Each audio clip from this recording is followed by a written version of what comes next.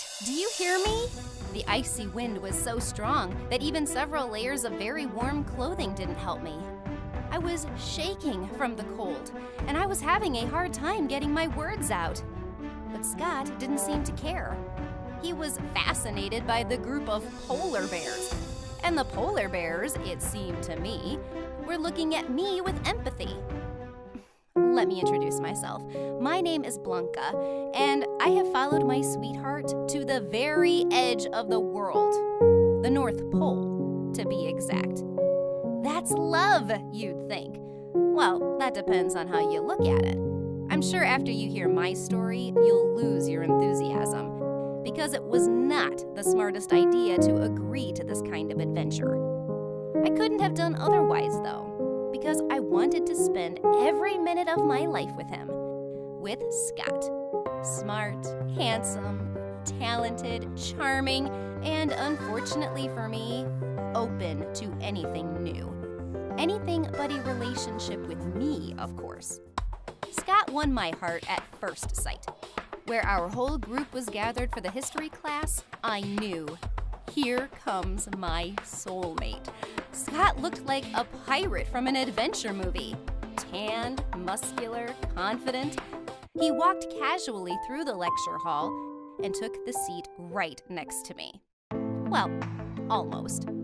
Okay, he sat a few rows above me, and I practically snapped my neck, staring at him like a lunatic.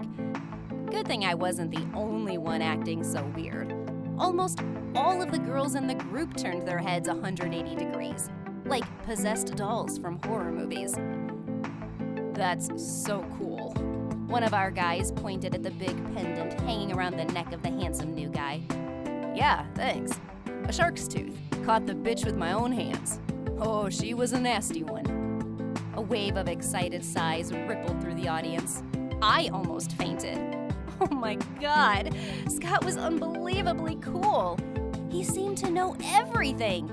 He surfed some of the creepiest waves on his surfboard, climbed some of the biggest mountains in the world. He was the first to cross the finish line in an international amateur mountain bike race.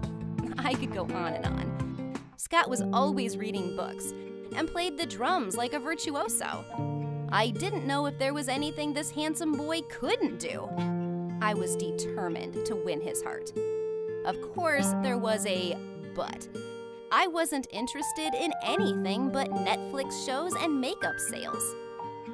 What do you think of Squid Game, Scott? I casually asked, trying to strike up a conversation. Nothing special. He looked at me as if I had asked him about some soap opera. And that, by the way, is the most popular TV show of the year.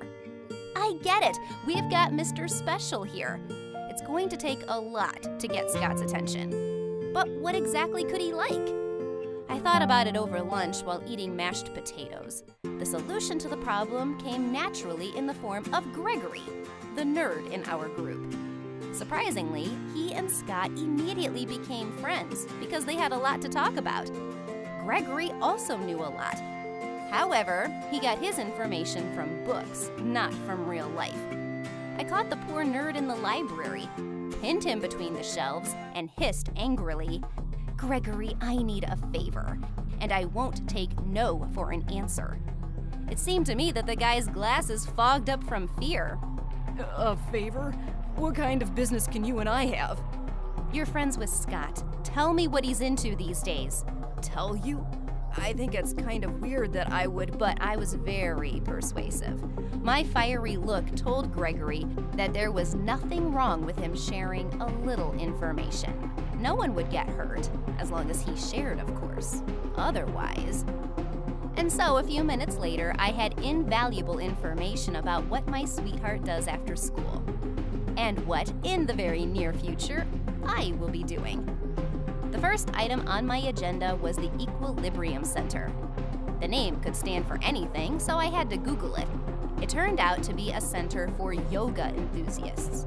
I found out from Gregory that Scott was taking a class on Wednesdays, and I rushed to sign up. Easy peasy. I've always had a natural flexibility and grace. I'm not afraid of a downward-facing dog. It's not like going up against a bear with bare hands. I bought the most beautiful sports clothes I could find. I purposely chose a size smaller to make me look thinner. The main thing, do not bend over too fast, or this beauty will crack at the seams. But this is yoga, not aerobics, so we're not likely to be jumping around like crazy. After scoring a spot right behind the object of my adoration, I coughed loudly to get his attention. Scott was surprised to see me. Blanca, right? I never thought you were into yoga. Why is that? I've been coming here for a long time. Apparently we're in different groups. He should have known it took me 2 hours to drive all the way across town looking for the stupid center. Cool, he smiled and looked away. And that's it? I spent $200 on a really tight bodysuit for this?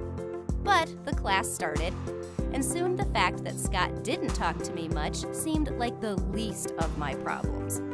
All the students were super flexible, repeating the most intricate poses after the teacher. And I felt like a brick. Even when I was able to bend, I had trouble unbending. And the final chord of the lesson was a deafening rattle, with which my outfit came apart in the most unexpected place. Fortunately, at this point, all began to clap and I quickly ran into the locker room. You think I gave up? You don't know me very well. Cooking class, Gregory told me the next day. Scott's going to Gordon Ramsay's class this Saturday. Cooking? I couldn't believe my ears. Yeah, they're going to be baking a cake. Cake? What is this nonsense? Why would a handsome man like my beautiful Scott know how to bake a cake? Nothing I could do about it. With a shaking hand, trying not to look at the screen, I handed over all the money from my card to pay for the damn course. Goodbye, Red Dior purse. I'll never see you again. Blanca? Scott smiled broadly and my legs buckled. We've been seeing a lot of each other. What a coincidence. Yeah, $1,000 coincidence. But we didn't get to talk again. The chef came into the kitchen and we started cooking. I tried to make small talk with Scott, but that crazy Ramsay yelled at me so much that I bit my tongue and followed orders. When the cakes were ready, I, cautiously looking at the chef, offered the guy a taste of my creation. All right, and you try mine. Scott is such a kind person. I put a piece of cake in my mouth and closed my eyes with pleasure. Oh, perfect. A talented person is talented at everything.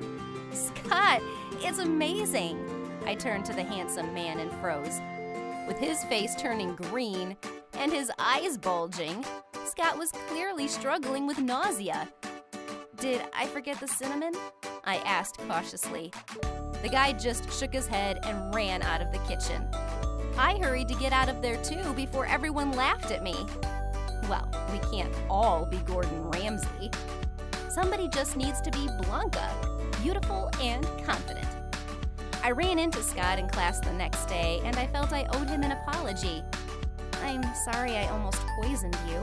I fluttered my eyelashes and smiled charmingly. The guy smiled and said, Don't worry, you get to try things that are different, way worse during expeditions. This should prepare my stomach for another trip. He turned his attention back to his friends, oblivious of my existence. A trip? I think it's time to corner my Google-eyed informant again. He's going to the North Pole to look at polar bears. Icebreaker, helicopter, reindeers, reported Gregory. North Pole? No, that's too much. I'm not going to parade among the penguins wrapped up like an Eskimo. Do penguins even live at the North Pole? Lucky guy. Meanwhile, continued the nerd, his rich parents pay for all his whims. If only I had. I didn't hear the rest. I was already running out of the library, typing into Google, tickets to the North Pole. Scott's rich too. I'd follow him anywhere, even to Timbuktu. I was disappointed though, because the cost of the expedition was astronomical, like I'd never seen before.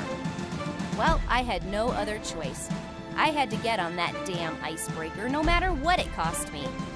I had to wait for Scott in the parking lot in front of the university. To do that, I sat in the car in the sun for 2 hours and almost boiled alive. But what else could I do?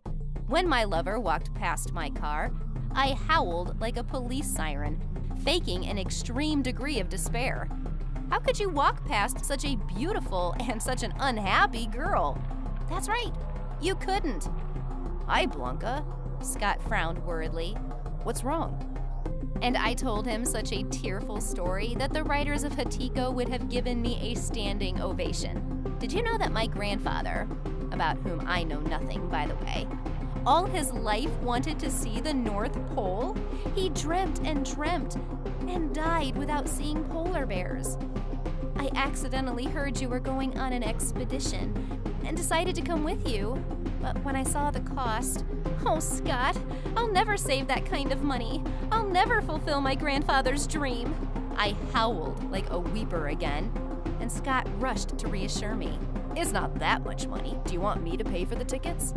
I covered my mouth with my hand in shock. No, Scott, honey, no. Don't even think about it. But you remember how my story began, don't you? Spare me the pleasure of telling you how we got to the North Pole, for crying out loud. In a nutshell, I never would have thought that one person could have a full house of seasickness, aerophobia, and fear of heights. But I got lucky. I got them all.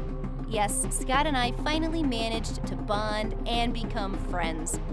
But it's hard to talk and flirt when you're nauseous and pounding with fear. But that's not all. The cold that gripped my body was unlike any cold winter at home. It was as if Scott didn't feel these terrible weather conditions. He stared rapturously at the bears and saw no one around him. Okay, it's now or never. Scott, I love you, I shouted, gritting my teeth. The guy of my dreams didn't even turn in my direction. It was like he was deaf. Scott, can you hear me? But he didn't. He just turned around after a few minutes and nodded at the bears. Aren't they tough? With a weathered, icy face and chapped lips, I stood on the snow-covered ice, looking at these undeniably gorgeous, but absolutely not interesting to me animals and thinking, what the hell am I doing here? Scott and I could never be together. We're too different. And is it really worth it to be together with someone when it takes inhuman efforts to get his attention? Already on the plane, Scott asked me, So, are you happy you made your grandfather's dream come true? Yeah, I nodded sadly. Handsome took my hand in his and shook it. I'm glad I got to help you with it, Blanca. And you're fun to be with. How about a trip to Timbuktu? I'm going there next month. It's going to be really cool. Last time, I rolled my eyes and turned my back to the window. Of course I wasn't going to Timbuktu. Travel is not my thing, to be honest. I prefer to lie at home, watch a TV show, and drink tea. And I'm not going to change, even for a very handsome guy. Have you ever had to change for the man you love? Be sure to tell me about it in the comments, and like my story if you enjoyed it.